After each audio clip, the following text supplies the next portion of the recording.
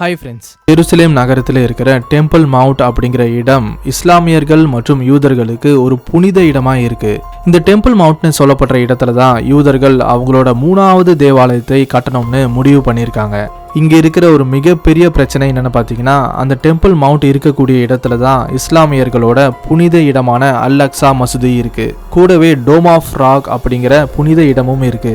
இந்த இடத்துல இருந்து தான் இறை தூதரான முகமது நபி மிராஜ் பயணம் அப்படிங்கிற விண்ணுலக பயணத்தை மேற்கொண்டாருன்னு இஸ்லாமியர்கள் நம்புறாங்க. அதனால தான் இஸ்லாமியர்கள் இந்த இடத்தை ஒரு புனித ஸ்தலமா கருதுறாங்க.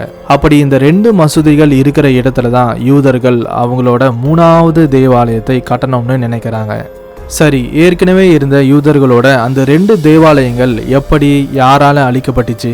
3000 ஆண்டுகளுக்கு முன்னாடி ஜெருசலேமின் டெம்பிள் மவுண்ட்ங்கிற இந்த இடத்துல சாலமோன் ராஜா தான் முதல் தேவாலயத்தை கட்டினாரு. பல வருஷங்களுக்கு இந்த தேவாலயம் பிரம்மாண்டமா இருந்தாலும் அதுக்கப்புறம் பாபிலோனியர்கள் ஜெருசலேம் மேல படையெடுத்து வந்து அங்க வாழ்ந்துட்டு இருந்த மக்களை கைது பண்ணி அடிமைகளா கொண்டு போனாங்க. அந்த சமயத்துல தான் இந்த தேவாலயம் அடியோடு அழிக்கப்பட்டுச்சு.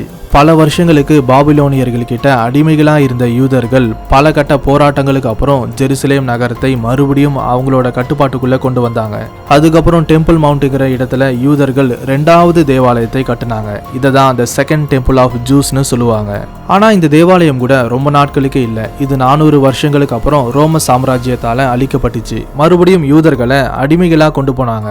இது மூலமா என்ன தெரிய வருதுன்னா, ஏறக்குறைய 2000 வருஷங்களுக்கு முன்னாடியே யூதர்களோட 2வது தேவாலயமும் ரோமர்களால அழிக்கப்பட்டிருக்கு. யூதர்களும் ஜெருசலேம்ல இருந்து ரோமர்களால முழுமையா வெளியேற்றப்பட்டாங்கன்னு.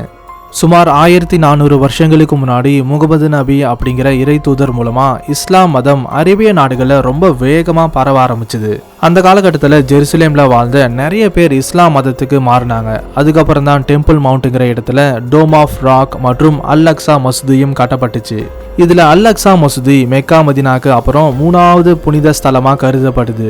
ஏன்னா இங்கதான் எல்லா இறை தூதர்களும் கடவுளை தொழுது கொண்டாங்கன்னு இஸ்லாமியர்கள் நம்புறாங்க. அடுத்ததா இருக்கிறது டோம் ஆஃப் ராக்.